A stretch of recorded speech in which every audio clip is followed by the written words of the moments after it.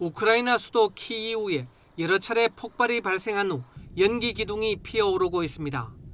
현지 시각 5일 오전 키이우와 교외 지역에 러시아가 쏜 미사일이 강타한 것입니다. 우크라이나군은 미사일이 군과 민간 기반 시설을 겨냥했으며 이번 공습은 수주 만에 키이우에서 발생한 규모가 가장 큰 공격이라고 전했습니다. 비탈리 클리치코 키이우 시장도 자신의 텔레그램에 키이우에서 연쇄 폭발이 발생했다고 밝혔습니다. AP통신은 키이우를 상대로 한 이 같은 규모의 러시아군 공습은 지난 4월 28일 안토니우 구테러스 유엔 사무총장 방문 이후 처음이라고 전했습니다. 현재까지 사망자는 알려지지 않은 가운데 한 명이 다쳐 병원으로 옮겨졌습니다.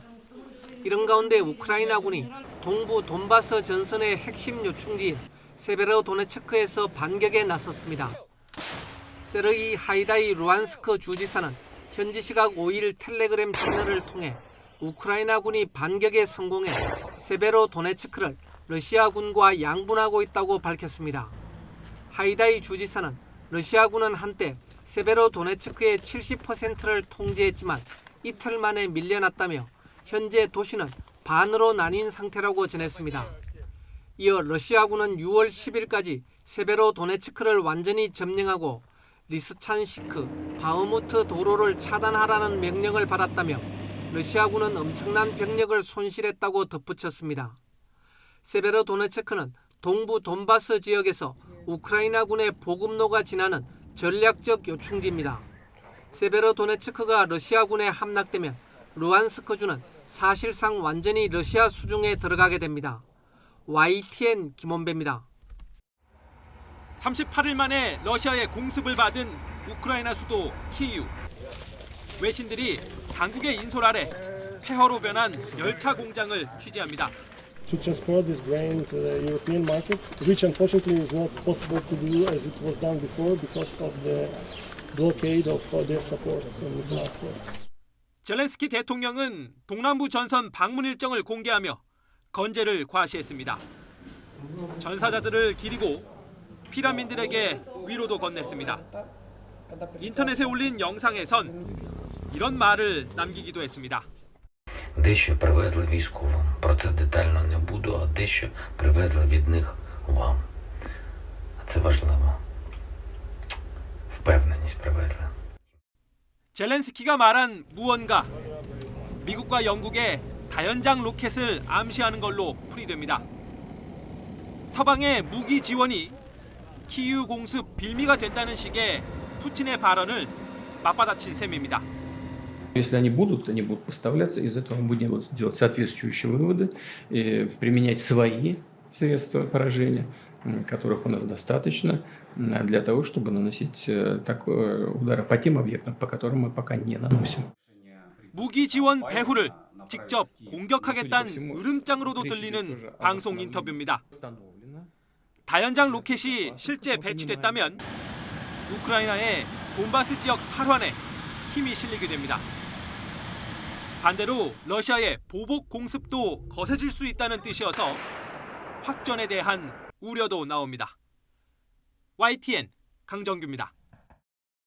오늘도 폭격이 이어졌습니다. 이번엔 목재 회사가 미사일에 맞았습니다. 연이은 화재로 목재 야적장은 잿더미가 됐습니다. Окна, кровля, стены, все, что можно сделать из дерева, вот крыши все. Эту продукцию мы поставляли, выготавливали, делали и имели большой спрос. 러시아가 화력을 집중하고 있는 우크라이나 동부는 우크라이나군의 저항이 만만치 않습니다. 도네츠크 주지사는 서방 세계에 더 많은 무기를 지원해달라고 요청했습니다. Світ повинен робити ще більше, я вибачаю за таке слово, але повинен робити, надавати нам зброю, надавати нам все необхідне, те, що було заявлено. 개전 100일을 맞은 볼로디미르 젤렌스키 우크라이나 대통령은 수도 키이우의 한 병원을 방문해 부상 군인들을 위로하고 의료진도 격려했습니다. Тим не менш, ще раз хочу подякувати. Ви на такій самій передовій, як і наші військові, на іншій передовій. 애초부터 계획에 없던 침공 100일을 맞은 러시아는 국제우주정거장 ISS 체류 우주인들을 위한 우주 화물선의 발사를 전쟁에 이용했습니다. 이번 발사가 우크라이나 동부 돈바스 지역에서 독립을 선언한 도네츠크 인민공화국과 루간스크 인민공화국을 기념한 것이라고 밝혔습니다. 로켓 발사체 2단 표면에는 돈바스라는 글자가, 상단부에는 두 공화국의 깃발이 새겨졌습니다.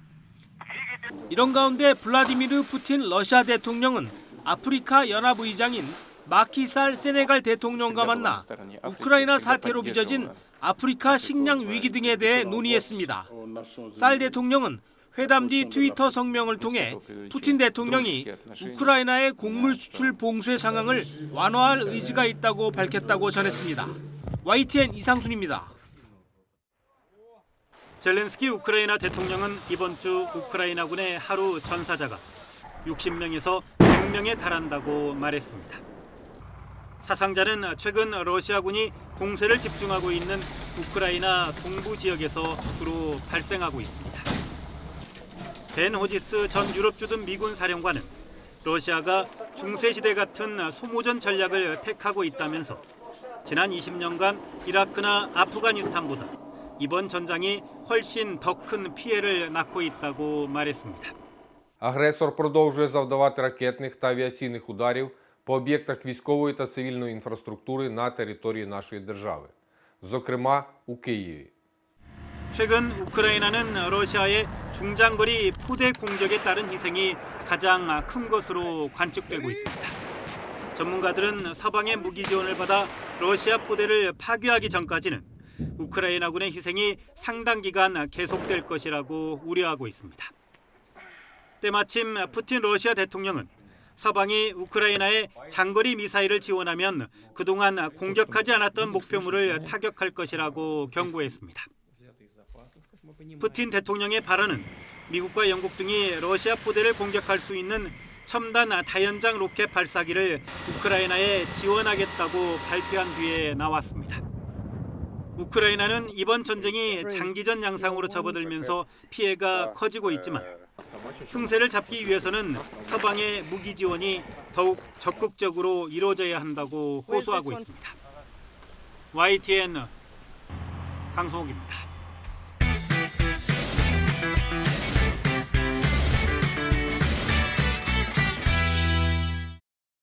서울 도심에 있는 무인 오락실입니다. 한 여성이 들어오더니 지폐 교환기에서 현금 뭉치를 빼갑니다. 10분 뒤 이 여성은 인근의 다른 무인 오락실에도 나타나 또다시 현금 뭉치를 빼갑니다. 모두 1,000원짜리 지폐였습니다. 이 여성은 이런 5만 원과 만 원짜리 고액권을 지폐 교환기에 넣고 1,000원으로 무더기로 바꿔가는 이해하기 힘든 행동을 반복했습니다. 졸지에 잔돈이 없어진 오락실 주인은 울며 겨자 먹기로 하루 장사를 날렸습니다.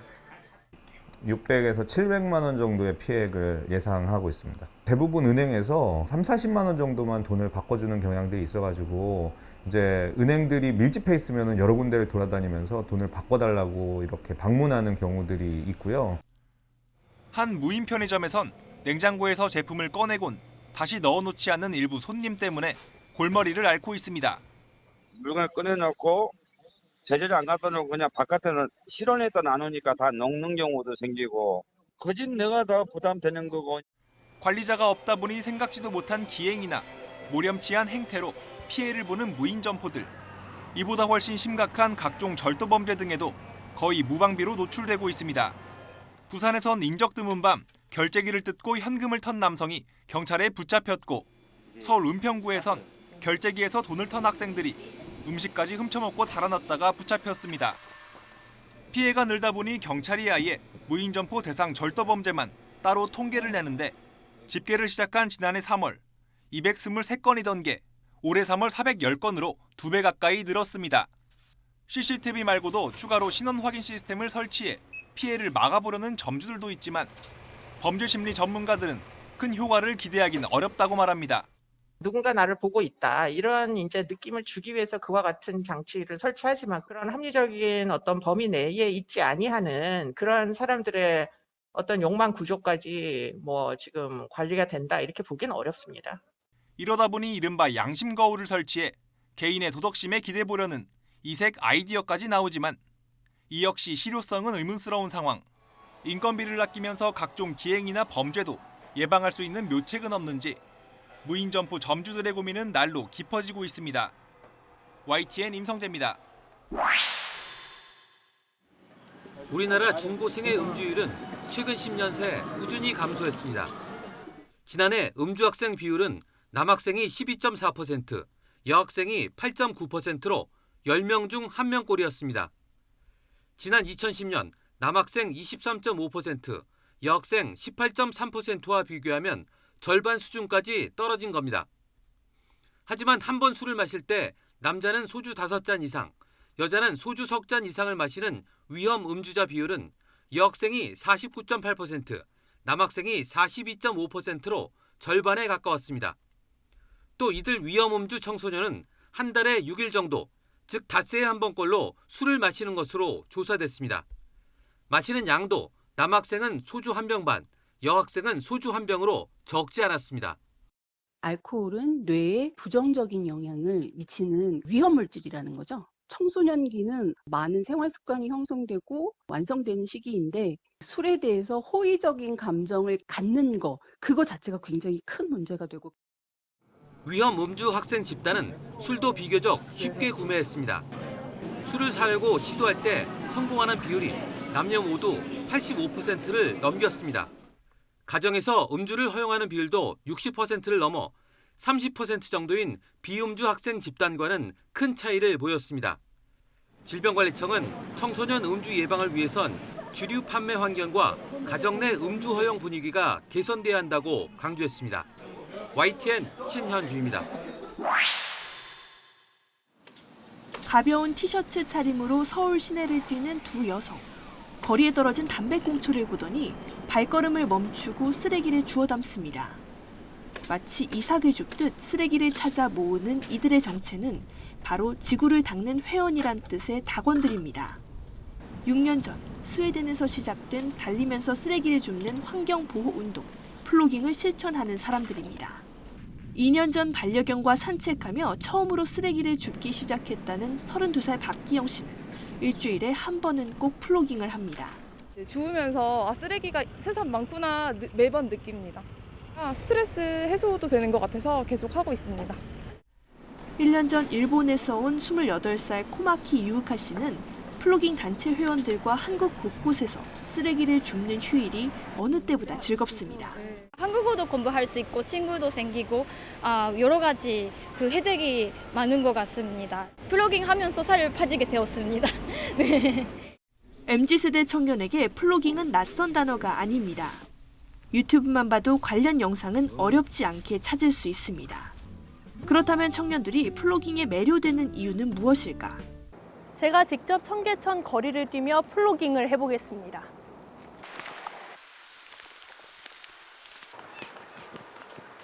이렇게 집게와 비닐봉지만 있으면 되는 데다 깨끗해진 거리를 직접 제 눈으로 볼 수 있어 뿌듯함이 한층 컸습니다. SNS에 손쉽게 인증샷을 올려 자신의 환경 보호 활동을 불특정 다수에게 알릴 수 있다는 점도 플로깅의 매력 가운데 하나입니다. 환경단체들은 플로깅을 환경보호운동의 입문 활동으로 적절하다고 보며 장려하는 분위기입니다.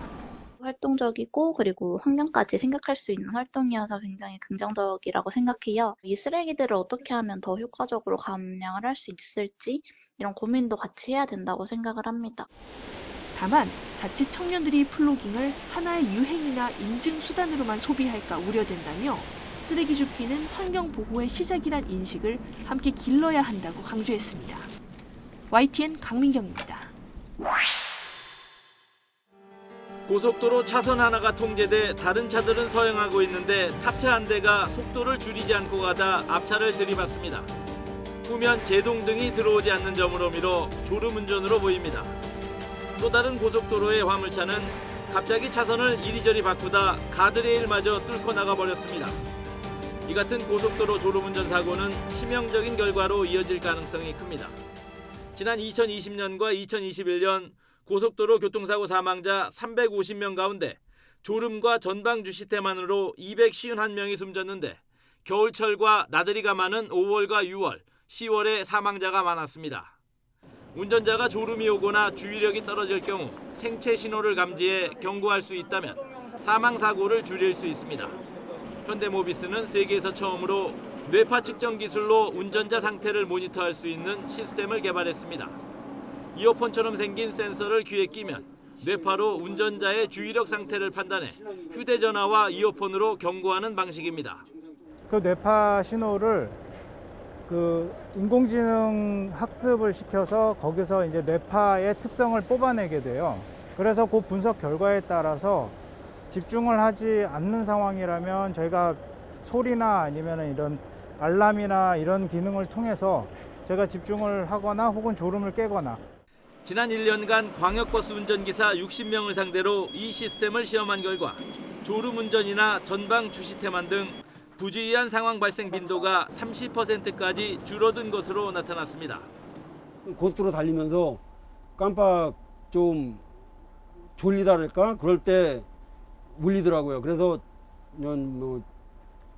정신이 좀 드는 거. 올해는 시험 대상을 버스 300대로 확대해 데이터를 더 모을 계획입니다. 데이터가 쌓일수록 인공지능 기술이 더해져 더욱 정교한 시스템으로 발전할 수 있습니다.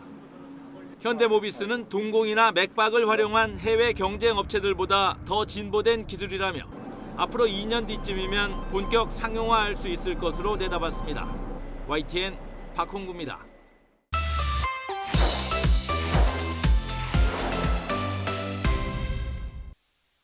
엘리자베스 2세 여왕 주기 70주년을 기념하는 전투기의 고개 비행이 화려하게 펼쳐집니다. 나흘간의 축제를 알리는 대포가 발사되고 근위병들이 버킹엄 궁을 향해 행진을 이어갑니다. 런던 트래펄거 광장에서 버킹엄 궁으로 이어지는 1km 도로 주변은 인파로 가득 찼습니다. 버킹엄 궁 발코니에 엘리자베스 2세 여왕이 가족들과 등장하자 시민들은 열렬히 환호했습니다. Everyone's really happy. It's just an amazing experience. I think it's amazing to have the opportunity again to be in the middle of many people and everything's so peaceful. 비교적 건강한 모습의 여왕은 올해 96살로 영국 역사상 가장 오래 왕좌에 앉아 있습니다. 여왕의 인기는 여전하지만 가족들에 대한 여론이 좋지 않고 왕실 지지도는 낮아지는 추세입니다. 찰스 왕세자는 다이애나비 사건으로 여론이 갈리고 있고 차남 앤드루 왕자는 미성년자 성폭행 의혹을 받고 있습니다. 코로나19로 힘들었던 영국인들이 여왕을 중심으로 통합하는 분위기도 있지만 물가 폭등은 영국 경제를 짓누르고 있습니다. 서민 고통이 늘어나면 왕실에 대한 부정적인 이미지가 커질 가능성도 있습니다. 최근 설문조사에서 100년 뒤 왕실이 있겠느냐는 질문에 부정적인 답이 41%로 긍정적인 답 39%를 앞섰는데 특히 젊은 층의 변화가 두드러졌습니다. 불명의 낙마 위기에 몰렸던 영국 보리스 존슨 총리가 끝내 살아남았습니다. 보수당이 제기한 불신임 투표에서 총 359명 가운데 211표를 얻으며 59%의 지지율로 기사 회생했습니다. 총리 후임으로 가장 근접했던 리시 수낙 전 재무부 장관도 파티게이트에 연루되며 유력 주자가 없었던 것이 영향을 미쳤던 것으로 분석됩니다. I can report as returning officer that 359 ballots were cast, no spoiled ballots, that the vote in favour of having confidence in Boris Johnson as leader was 211 votes. 2019년 7월 당권을 잡은 존슨 총리는 취임 후에도 항상 논란이 뒤따라다녔습니다. 정치적 기반이 부족해 최단명 총리로 끝날 뻔한 위기도 겪었습니다. 지난해 12월 선거에서 브렉시트 완수를 걸고 크게 승리했지만 코로나19 사태에 엉망으로 대처했다는 비판을 받으며 위기를 맞았습니다.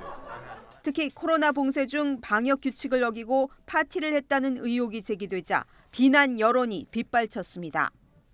This is the first time in the history of our country that a prime minister has been found to be in breach of the law. And then he lied repeatedly to the public about it.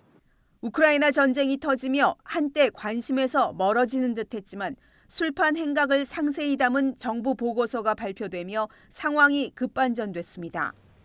결국 여왕주기 70주년 연휴에 보수당 의원들이 불신임 투표를 제기했고 가까스로 다시 자리를 지켰습니다. 하지만 59%의 낮은 지지율로 살아남으며 당내 지지 기반을 탄탄하게 다지지 못할 경우 미래를 보장할 수 없게 됐습니다. 전임 테리사 메이 총리는 더 높은 63%의 지지율로 불신임 투표를 통과했지만 브렉시트 문제를 풀지 못하며 반년 만에 스스로 물러났습니다. YTN 김선입니다. 지난 목요일 밤 총격전이 벌어진 미 텍사스주 남부도시 저던튼. 3주 동안 행방이 묘연하던 탈주범 곤살로 로페스가 경찰과 대치 끝에 총에 맞아 사망합니다. 살인 등 혐의로 종신형을 선고받은 멕시코 범죄 조직원 로페스는 지난달 12일 버스로 이동 중에 탈출했습니다. He's serving a life sentence already, so he didn't want to go back to prison, obviously, and we knew what kind of person he was and what kind of action he probably was going to take. 하지만 탈주 과정에서 안타까운 희생도 나왔습니다. 텍사스의 한 별장에서 60대 남성과 그의 손자 4명이 숨진 채 발견된 겁니다. 경찰은 로페스가 이들을 살해하고 트럭을 훔쳐 달아난 것으로 보고 있지만 유족들은 경찰 대응이 미흡했다고 주장합니다.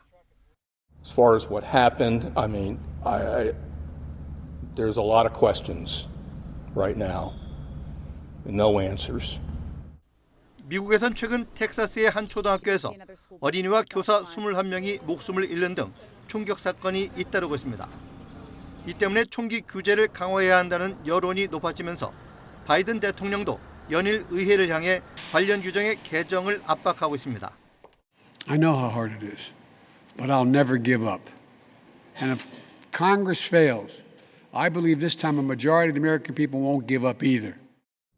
특히 법 개정에 미온적인 공화당을 겨냥해 선거에서 심판해달라고 호소하고 나서면서 총기 규제 강화라는 해묵은 과제가 해결될 수 있을지 주목됩니다. YTN 김인건입니다. 인파로 가득한 필라델피아 도심 유흥가. 주말을 즐기던 사람들이 갑자기 도망치기 시작합니다. 누군가는 미처 피하지 못한 채 쓰러져 있습니다. 괴한 여러 명이 군중을 향해 마구 총을 쐈기 때문입니다. I just saw people running, and so my main job was to make sure that nobody ran into the establishment. So I didn't really know what was going on. 이 사건으로 3명이 목숨을 잃었고 10여 명이 다쳤습니다.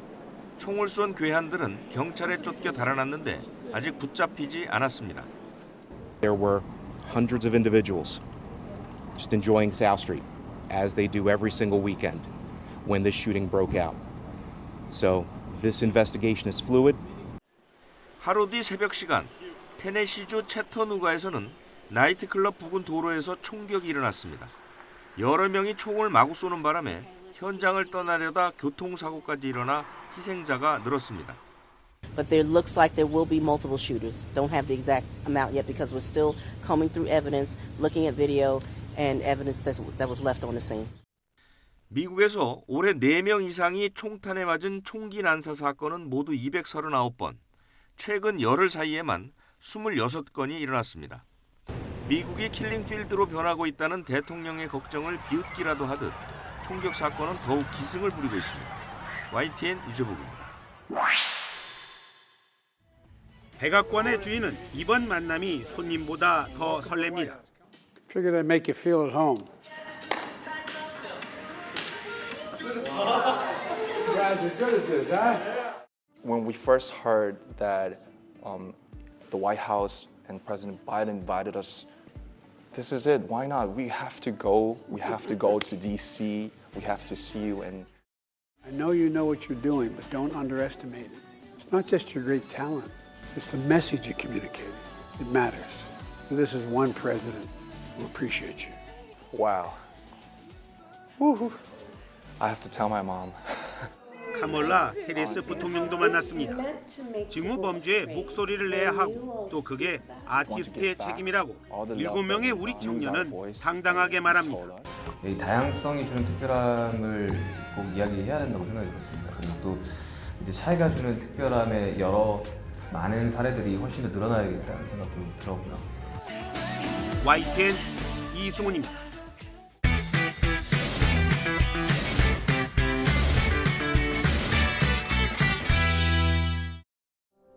캄캄한 대형 전시장, 화려한 금빛이 서서히 사방으로 퍼집니다. 생명을 상징하는 황금빛 나무는 위로 좌우로 성큼성큼 자라며 뻗어나갑니다. 대표작인 초상화 주인공의 하얀 얼굴이 화면을 가득 채우는 순간 몰입도가 높아집니다. 꽃이 만발한 작은 초원에서 황홀한 사랑에 빠진 남녀를 그린 키스와 적장 홀로페르네스의 목을 베는 유디트 등 클림트의 명작들이 이어집니다. 총면적 3,400제곱미터, 높이 21m에 이르는 전시장에 펼쳐지는 고화질 영상이 시선을 사로잡습니다. 바뀌는 작품에 맞춰 흘러나오는 바그너와 베토벤, 말러, 푸치니의 음악은 귀를 자극합니다. Une immersion totale, émotionnelle, avec tous les sens, donc les yeux, les oreilles, la musique, mais aussi le déplacement dans l'espace. 클림트의 작품을 다 보면 근대미술 거장 이브 클랭의 순서가 이어집니다. 물감을 몸에 바른 여성들이 캔버스에 남긴 흔적과 함께 파란색에 천착한 대표작들이 화면을 채웁니다. 프랑스가 원조인 몰입형 예술 전시는 제주에서 인기를 얻은 빛의 벙커를 뒤이은 것입니다. 몰입형 예술 전시는 기존의 눈으로만 바라보는 전시가 아니라 음악과 함께 온몸으로 우리가 예술을 감상할 수 있는 새로운 전시 방법입니다. 1960년대부터 공연계에서 상징적 존재였던 워커힐 시어터 자리에서 열리는 이번 전시는 내년 3월까지 이어집니다. YTN 김태현입니다.